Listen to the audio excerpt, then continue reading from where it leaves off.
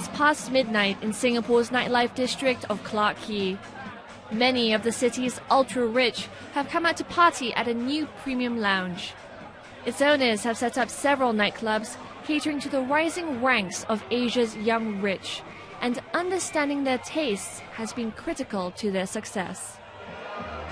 There really wasn't anywhere for these people to go, and once we started that, then things kicked into play.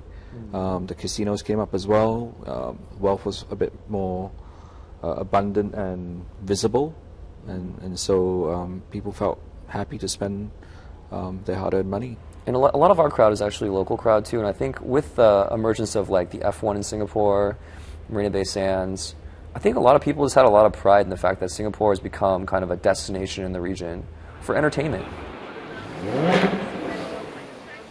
On the other end of Singapore, another event is drawing an older but no less wealthy crowd.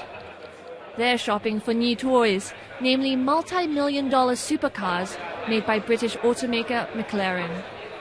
These cars don't come cheap, but as Western economies struggle, the firm is betting big on Asian markets. For sure, Singapore is one of the centers in Asia where you can find the highest concentration of wealth. And it's not just for Singapore itself. We know that Singapore is, let's say, is a center that is looked at by all the people in the continent. So sooner or later, all the people from Asia comes to Singapore.